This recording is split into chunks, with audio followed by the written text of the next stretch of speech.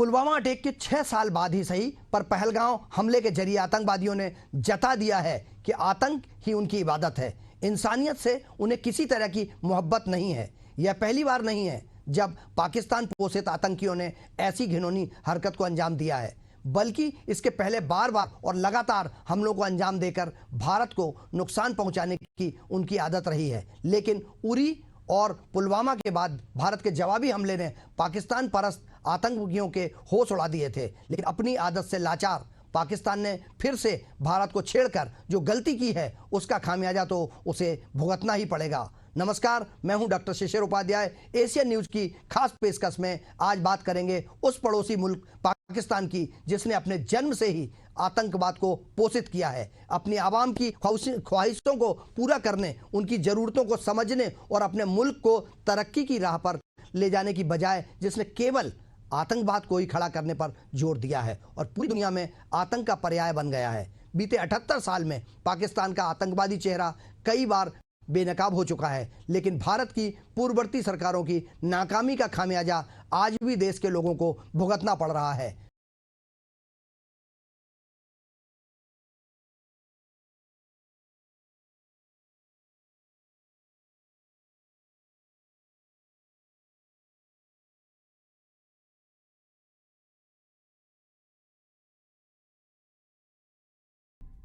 भारतीय संस्कृति में मानवीय मूल्यों को हमेशा से महत्व दिया गया है, जबकि आतंक का विरोध किया है, जिसका परिणाम है कि भारत तेजी के साथ विकसित राष्ट्र बनने की तरफ अग्रसर है। वहीं पड़ोसी मुल्क पाकिस्तान ने आतंक को पोषित किया और दुनिया को परोसा है, जिसका नतीजा पाकिस्तान ही नहीं बल्कि पूरा विश्व जानता है कि इतने के बाद भी पाकिस्तान ने सबक नहीं लिया, उल्टे आज भी आतंकवाद की इबादत कर रहा है, जिसकी बानगी पहलगांव हमला है। जबकि पाकिस्तान अच्छे से जानता है कि भारत अपने पर आ गया तो पाकिस्तान को खात्मे से दुनिया की कोई ताकत नहीं बचा।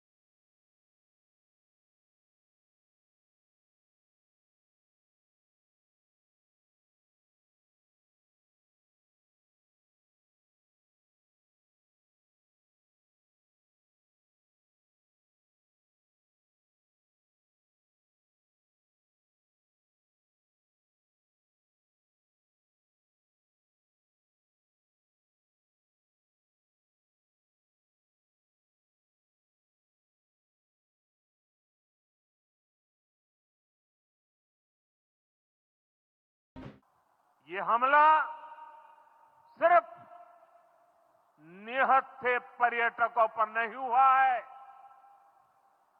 देश के दुश्मनों ने भारत की आत्मा पर हमला करने का दुस्साहस किया है। मैं बहुत स्पष्ट शब्दों में कहना चाहता हूं, जिन्होंने ये हमला किया है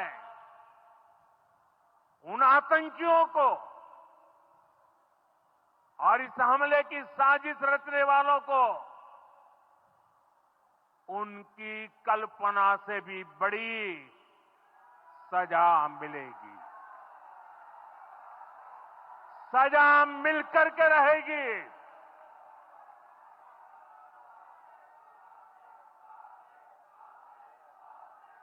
अब आतंकियों की बची खुची जमीन को भी मिट्टी में मिलाने का समय आ गया है। और मैं आज पूरे देश की जनता को ये बताना चाहता हूं कि 90 के दशक से कश्मीर में जो आतंकवाद चला रहे हैं उनके खिलाफ हमारे प्रधानमंत्री नरेंद्र मोदी जी का जीरो टॉलरेंस का नीति है। हम मजबूती के साथ अपनी लड़ाई लड़े हैं और आज वो ये न समझ ले कि हमारे 27 नागरिकों का जान लेकर ये लड़ाई जीते हो। मैं सभी आतंक फैलाने वालों को कहना चाहता हूं कि लड़ाई का अंत नहीं है, एक मकाम है। हर व्यक्ति को चुन चुन कर जवाब भी मिलेगा, जवाब भी लिया जाएगा।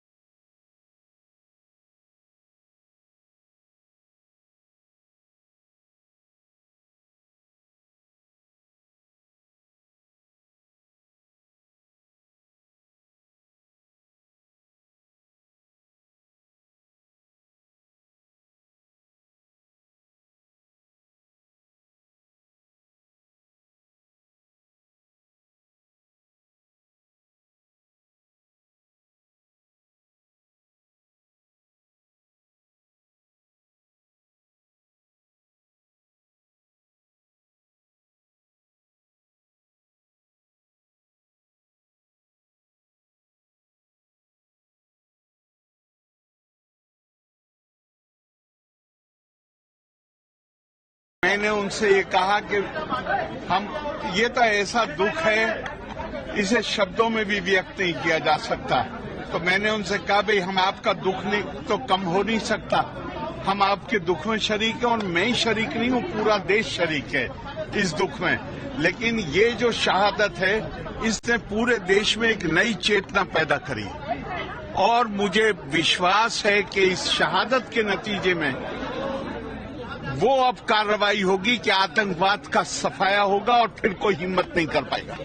देखिए, मुझे लगता है कि वो अटैक जो था सिर्फ पहलगाम पर नहीं था, हर एक हिंदुस्तानी की जिंदगी में था। चाहे लोग पहलगाम में नहीं थे, लेकिन हर एक बच्चा जिसके फादर को उसके सामने मारा गया, हर एक लेडी जिसके हस्बैंड को उसके सामने मारा गया, वो मुझे लगता है वो स्कार हर एक हिंदुस्तानी में पूरी जिंदगी रहेगा, वो कभी नहीं निकल सकता। और ये बड़ा ज़रूरी है कि हम एक ऐसा जवाब ज़रूर दें जिससे जो हमें लगता है कि बार बार जब ज़िंदगी नॉर्मल होने लगती है फिर से वापस कोई ना कोई ऐसा इंसिडेंट होता है जो हमें याद दिलाता है कि कोई खुश नहीं है इस अमन शांति की दुनिया को देखकर।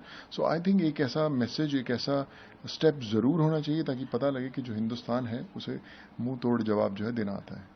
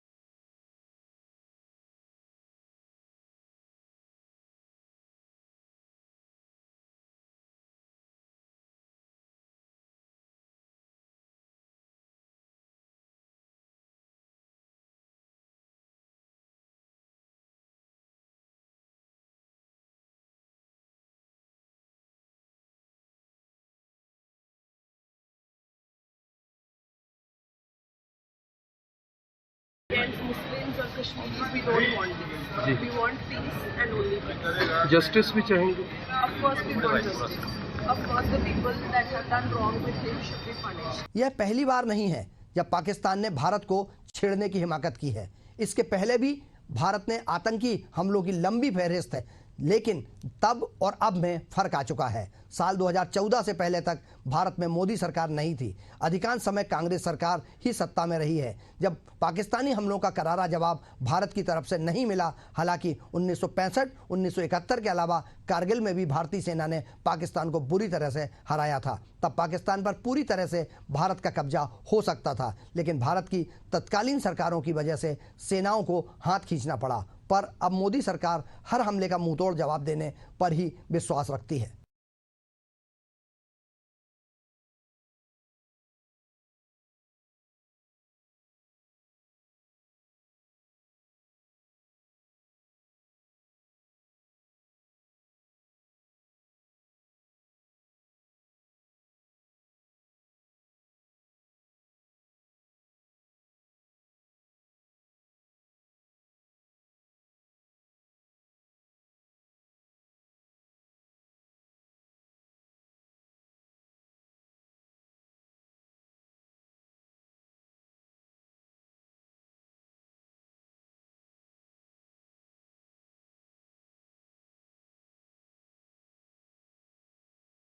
देखिए, ये एक ऐसी विभत्स घटना है जिसका बखान शब्दों में नहीं हो सकता। और मैं समझता हूँ कि माननीय प्रधानमंत्री जी ऐसा नेतृत्व करता, संवेदनशील हैं और सारी चीज़ पे बड़ी मॉनिटरिंग, बड़ी बारीकी से मॉनिटरिंग हो रही है। और तमाम कदम भी भारत ने उठाए हैं पाकिस्तान के विरुद्ध। और पूरा कश्मीर में जगह जगह पर सब अलर्ट है। और भारत में निश्चित रूप में आतंकवाद का कोई स्थान नहीं है। और जिस तरीके से आतंकवाद का उन्मूलन का अभियान चल रहा था, कश्मीर घाटी बहुत समय से शांत रही है। और जाहिर सी बात है कि पाकिस्तान के जो पस्त हुए हौसले रहे हैं, वो समय समय पर फिर कुछ उकसाने की घटनाएं करते हैं। मैं ईश्वर से प्रार्थना करूंगा कि जो दिवंगत आत्माएं हैं उनको सद्गति प्रदान।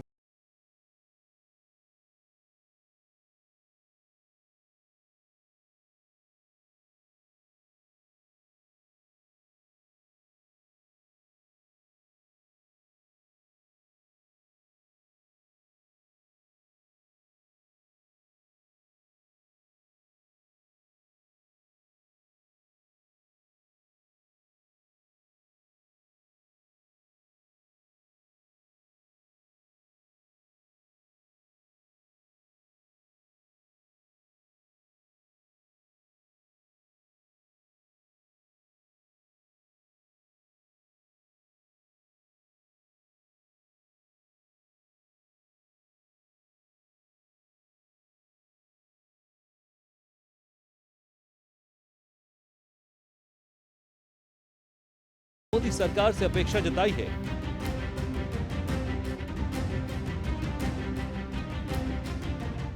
हम इसकी सख्त से सख्त अल्फाज में इसकी मजम्मत करते हैं, कंडेम करते हैं। और हम उम्मीद करते हैं कि हुकूमत इन दहशतगर्दों को एक सबक सिखाएगी। और साथ ही साथ हम जो लोग वहां पर जिनको कत्ल किया गया, इन टेररिस्ट ने इनको मारा है, हम उन तमाम फैमिलीज के साथ खड़े हैं। और हम जो जख्मी हैं, हम दुआ करते हैं कि वो जल्द से जल्द सेहतयाब हो। दूसरी अहम बात यह है कि ये एक इंटेलिजेंस फेलियर भी है। और हुकूमत को, नरेंद्र मोदी हुकूमत को देखना है कि उनकी डिटरेंस पॉलिसी कितनी कामयाब हो रही नहीं हो रही है। चौथी बात यह है कि उरी हुआ, पुलवामा हुआ, ये उरी और पुलवामा से ज्यादा कंडेमनेबल इंसिडेंट है ये, क्योंकि जो सिविलियन लोग हैं वहां पर जाकर ये टेररिस्ट जो हमारे पड़ोसी मुल्क से जरूर आए हैं और वहां से आकर यहां पर हमारी सरजमीन पर मासूम लोगों को उनकी जान लेते हैं। और बड़ा दर्दनाक वाकया है ये, बल्कि ये मैसेकर है। और हम नरेंद्र मोदी हुकूमत से इस बात का डिमांड करते हैं कि वो अकाउंटेबिलिटी किसकी है फिक्स करें, डिटरेंस पॉलिसी को अपने देखें। और उरी और पुलवामा से बड़ा इंसिडेंट है।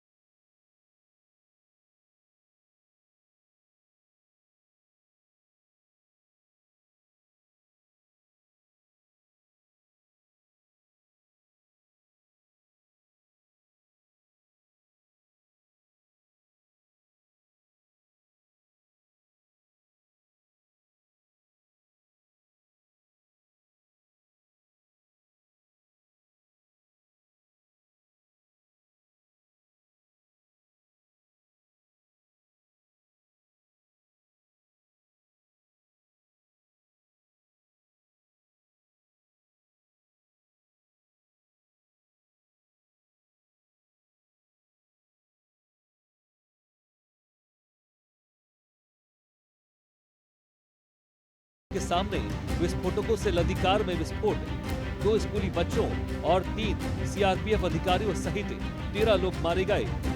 इस हमले में 100 से अधिक लोग घायल हुए थे। 12 जून 2006 कश्मीर के कुलगांव में 9 नेपाली और बिहारी मजदूर आतंकी हमले में मारे गए थे। उन पर आतंकियों ने टारगेट किलिंग किया था। 10 जुलाई 2017 कश्मीर के कुलगांव में अमरनाथ यात्रा बस पर आतंकी हमला हुआ था। इस हमले में 8 लोगों की मौत हो गई थी। 22 अप्रैल 2025 पहलगाम के बैसरन घाटी में मौजूद टूरिस्टों पर आतंकी हमले में 26 लोगों की नृशंस हत्या। भारत आज भी धर्मनिरपेक्षता पर विश्वास रखता है। पूरे विश्व में कौमी एकता की मिसाल भारत को लेकर ही दी जाती है। भारत हमेशा से शांति का ध्वजवाहक देश रहा है, लेकिन पड़ोसी मुल्क पाकिस्तान ने केवल और केवल आतंक को ही अपनाया है। बीते 78 सालों का इतिहास रहा है कि भारत ने पाकिस्तान ही क्या किसी भी देश के खिलाफ जंग की नहीं सोची। इसकी वजह से पूरा विश्व भारत का सम्मान करता है, जबकि पाकिस्तान से दोस्ती का रिश्ता केवल वही देश रखना चाहते हैं जो उन्हें भारत के खिलाफ इस्तेमाल करने की सोच रखते हैं।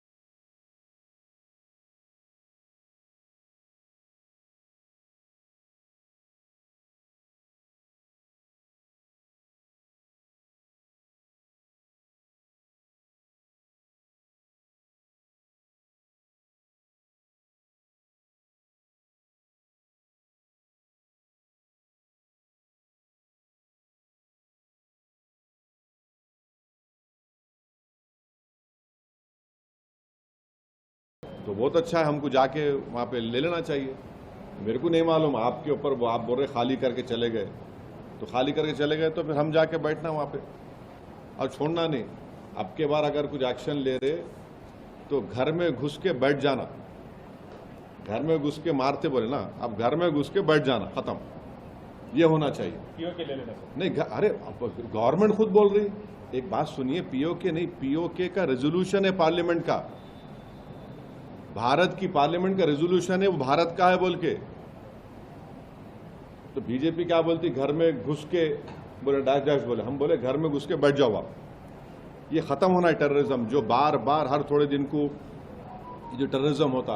आप देखिए हैदराबाद में लुम्बिनी पार्क का हुआ, दिलसुख नगर का हुआ। मैं एक शर्मा साहब को जानता हूँ, तेलुगु के पंडित हैं, उन्होंने अपनी बेटी को खो दिए।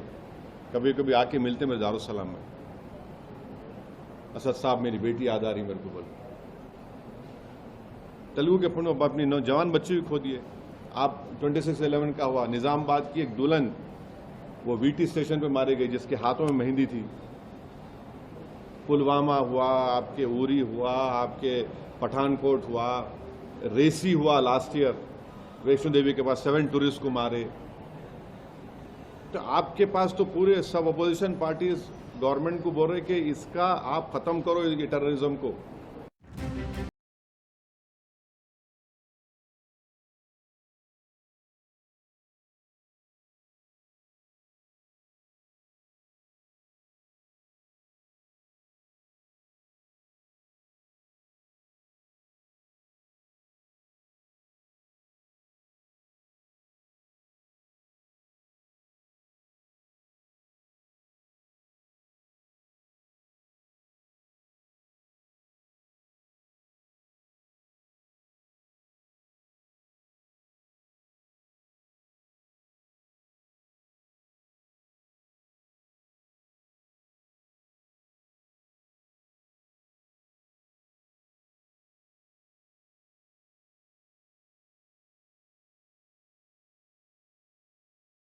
होती है तो उसमें इस्लाम के मानने वाले निकल करके आते हैं, मुसलमान निकल करके आते हैं। अब कहते हैं आतंकवाद का कोई धर्म नहीं होता। अरे भाई, आतंकवाद का धर्म नहीं होता तो हर आतंकी मुसलमान क्यों हो रहा है? लंबे समय से हम लोग देख रहे हैं। और दूसरी बात है कि कोई आतंकी मुसलमान हो जाए, मान लो कोई हिंदू गड़बड़ काम कर दे, तो कम से कम हिंदू धर्माचारी को खड़े होकर कहना पड़ेगा ना कि ये हमारा नहीं रहा अगर ऐसा काम करता है। लेकिन इतने सारे लोग अभी तक निकल करके आ गए जो इस तरह की घटना कर रहे हैं, लेकिन कभी भी मुस्लिम धर्माचार्यों ने खड़े होकर के ये नहीं कहा कि ये हमारे नहीं हो सकते क्योंकि हमारा धर्म ये नहीं सिखाता। ऐसा अभी तक किसी बड़े धर्माचार्य ने कहा नहीं, कहते हैं। वो अभी तो एक मौलवी हैं जो कुरान के आलिम माने जाते हैं, उनका वीडियो हम लोगों ने देखा। वो कह रहे हैं कि आपकी नज़र से ये घटना जो है क्रूर हो सकती है, गलत हो सकती है, इस्लाम की नज़र से तो ये बहुत बड़ा अच्छा पुण्य कार्य है क्योंकि उन्होंने काफिरों को मार दिया। तो जब इस्लाम इस तरह की शिक्षा दे रहा है, इस तरह की शिक्षा देने वाले धर्म को हम क्यों अपने देश में प्रमोट कर रहे हैं? जो हमको मारने की शिक्षा दे रहा है हम उसको कह रहे हैं कि स्वागत है। ये कैसा हमारा व्यवहार है? और अगर हमको मारने की जिसने शपथ ले रखी है, जिसके धर्म में ये बात कही गई है कि उसको देखो तो मार दो, उसको हम अपने देश में रहने दे रहे हैं और उसके बारे में अच्छा व्यवहार रख रहे हैं,